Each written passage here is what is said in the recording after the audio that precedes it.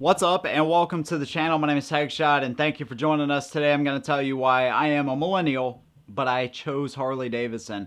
I've seen so many videos about people talking about Harley Davidson and they don't try to reach out to millennials and young people don't like their bikes and all this kind of stuff. And some of the things that people say are true, some of them maybe not so true. Today I'm just going to give you my opinion and tell you why Harley Davidson was one of the biggest reasons that I came back to riding after 10 years. So basically the way this happened is a buddy of mine and me were getting ready for a hurricane that was about to hit our area. So we were getting our store ready and all this kind of stuff. And he rode up on a Harley and I was like, dude, I didn't know you rode a motorcycle, you know? So he let me sit on the bike. And like I said, it had been 10 years since I had ridden anything. And I reluctantly and excitedly rode his bike around the parking lot. Very rusty, but I did it. And I was like, man, I really like this. You know, I had come from a Ninja 650 and a Ninja 500 before that. So I kind of understood sport bikes, but Harleys and stuff, I didn't really get it. So, but I rode his bike and I loved it. And so what I did, naturally, is I started looking around for Harley Davidsons. And I fell in love with the 17 Iron 883. All blacked out, everything. Looked really good. It was a little bit more powerful CC-wise than a street, but not so powerful as like a 1200. So I wanted something kind of in the middle that I could get my feet wet again on. And I knew I wanted a Harley Davidson. I wanted an American-made bike this time. And a lot had changed since my time when I had that Ninja 650 to the time I bought the Harley Davidson. You know, I hurt my neck doing HVAC work, and that's a whole another story. So I knew I wanted to be more upright, and my whole opinion and everything, it really changed the riding. I didn't want to go super fast, 0 to 60 in 3 seconds. I wanted to be comfortable. I knew I wanted to go get up to speed quick, but I didn't want to do over 100 miles an hour anymore. I've had 2 kids since then, and a lot of my life has changed. So yes, I'm a little bit older millennial, but I'm going to tell you why I think Harley Davidson is awesome for millennials and why I personally chose it as a brand. And I think that they will succeed still and continue to succeed as a brand. So I understand the young mentality of wanting something super fast. I get all that. I actually, one of the guys I work with, he chose an MT-07 over an Iron 883 because he wanted something really quick. So I get that, but I think that what people don't understand is that maybe right now, if you look at even some of the performance models of Harley Davidson, you can get maybe a Yamaha or a Kawasaki a lot cheaper. But Harley Davidson, let's start with their history. I mean, 117 years you have. A company that helped us get through 2 world wars and has literally made motorcycling what it is today, in America at least. So you have to give them huge props for that. But we can't just always go back to history books with Harley. We have to look forward to the future, of course. And I think one of the biggest fallacies that people say is that Harley isn't trying to get any new riders. And this is totally wrong. I mean, if you look at their Dark Custom series, if you look at them blacking out all the bikes and giving you that custom look for new riders, such as myself. I mean, the whole blacked out look on a motorcycle, to me, looks amazing. If all these bikes were still chrome and bling everything, then I probably wouldn't have much attraction to them.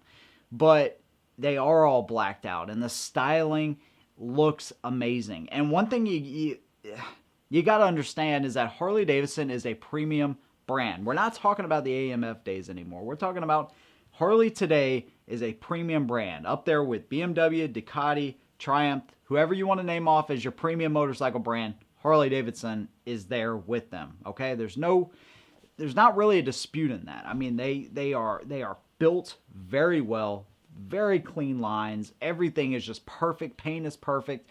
The bikes are just awesome. Okay, and now they're starting to add technologies that people have been wanting with ride and cornering ABS and all these kind of technologies that people have been wanting, and there's nothing wrong with that. They have the Bronx that's coming out, sport bike. They have the Pan America that's coming out. They've done a huge overhaul in their Iron series. Obviously, Street Glide Special, which is what I ride. It's all blacked out. A touring bagger, custom looking bagger at that, that's all blacked out from the factory. I mean, these are things that are going in the step of the right direction to get younger people in. And it worked on me because I absolutely love the way a lot of these bikes look. When you talk about performance and people say Harleys are slow, I tell you, man, some of the soft tails, the Fat Bob and things like that, especially the Fat Bob, which is just awesome. It's got big old drag bars on it, 114 motor, 1800 and something cc's, out of a, 690, 700 pound bike. Yeah, it's still pretty heavy, but that bike will move, man. And it's very impressive, the power that they're getting out of these bikes, and what you can do to them afterwards. And that's one big thing too, is that on every corner almost, you can go to a Harley Davidson dealership and you can buy all your parts. There is no waiting. You can actually go in, buy the parts that day, and do whatever the heck you want to it. A Harley Davidson is a blank canvas that you can do with it what you will. If you want to buy an 883 and you want to bump it up to a 1200, you can do that. If you want to buy a 1200 iron and do whatever with it that you will, you can do that as well. So that's the really cool thing about Harley. You can make it whatever you want just by going down to your local Harley dealer and buying the part, which is, that's pretty cool. Now, what about pricing and everything? Because everybody says a Harley Davidson is so expensive. They always want to point to the $30,000 and $40,000 touring bikes and the CVOs and all this kind of stuff. But if you look at their Street Series, which is still a Harley Davidson, and it's a liquid cool bike for people that like to commute, you can literally learn to ride the same bike that you can then go in the dealership and buy and take that one home. It's really a neat thing that you can do that with their Learn to Ride program. So you have that going for it from their Street Series, their Iron Series, their Sportsters, and even their lower model Softails. You get a lot of bike for the money. And yeah, maybe $1,000 more, maybe $1,500 more. But what is that really going to do for you in a payment as far as jacking it up? It's not going to jack it up that much. $1,000, $1,500 to get a premium brand. So a lot of people like to compare them to Kawasaki's and Yamahas. Nothing wrong with those bikes, but you're talking about apples and oranges at that point, in my opinion. Premium brand and, Japanese model. Okay? That Japanese model, is anybody going to take that bike 20, 30 years from now and pass it down to their kids? Probably not. Can you do that with a Harley Davidson? Yeah, and I don't say that from elitist, oh, I have a Harley, because I hate that crap. That's a poor argument. What I'm saying is that people will take the time and the energy to make sure that bike is upkept, and it will hold its resale value for that long, because, again, it's a premium brand. So that's the great thing about it, man, is that you can buy a Harley today and 40 years from now, pass it down to your kids. It's just one of those types of bikes, man. So I think that's really cool. And I know there's going to be people that say, oh, he's bought and paid by Harley. But I literally did a Challenger review, Indian Challenger review, like a week ago with glowing reviews. So I like different motorcycles. Indian, Harley, those are my two favorite. Harley being my favorite, Indian my second favorite. And we all have favorites, and that's just what I like. And some of the other sport bikes, I like them too. I enjoy getting up to speed quick, but that's just not for me anymore, man. I want to take long distance trips and, with me and my wife and go places and see things. And I get the best of both worlds. I get a custom looking bike that I have bags and storage and all kinds of things that I can do with it. And it still looks really good on top of that. So that to me is a very attractive thing.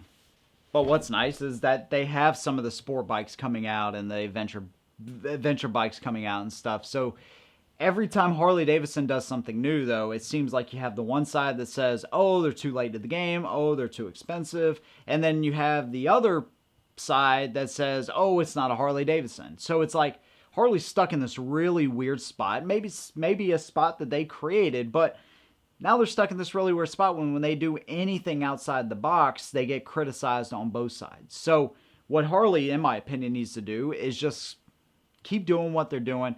Make sure you keep those prices competitive as much as you can. Again, keep in mind, they are a premium brand, but you have to keep the prices competitive, especially with sport bikes.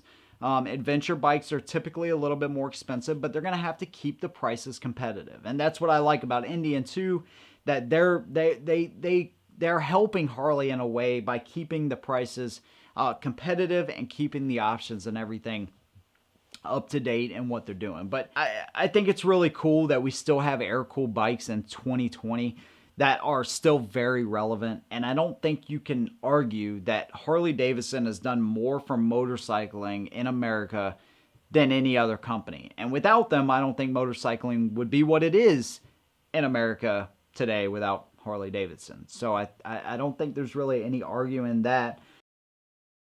But I love what Harley Davidson does, and I am so glad. And I'll tell you, man, when it comes to looks and sound, and I know you may say, man, they're slow and blah blah blah. You can make Harley Davidson anything you want, like we said, and it's amazing. Like even my bike, 860 pounds, 1,868 cubic inches. That torque and horsepower, it's amazing how quickly you can get up to speed. And that sound, that potato, it sounds so good. And yes, there is a Harley tax, quote, joke, ha ha ha, but that's not exclusive to just Harley. Any motorcycle you buy and you want it to sound really good, you're gonna have to put an exhaust on it. That's everybody. That's not just Harley. That's what I really love about Harley Davidson, man. And if you want a community that you can come to right out of the gate, maybe you've never been into motorcycling before, Harley Davidson is always putting on events. They always have some kind of a run going on, assuming it's not in the middle of a pandemic. You can meet all kinds of awesome people, like-minded people, make some good friends. Their community base in Harley is just awesome, and that comes with the territory of how long they've been doing this. And I've never had so many people stop me while I'm at a stoplight. I just had a kid stop me while I'm practicing my U-turns, tell me, man, I love that bike. Is it a Harley? And he was really infatuated with it, man, and that's a good feeling. Looks and everything is very subjective, but I don't think there's any denying, man, that even the baggers, Harley Davidson just knocks it out of the park with the styling and everything.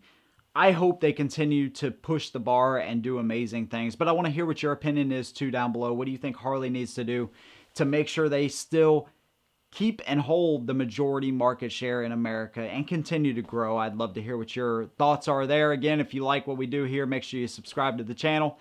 Thank you for watching. We'll see you in the next one. And as always, hold the rubber side down.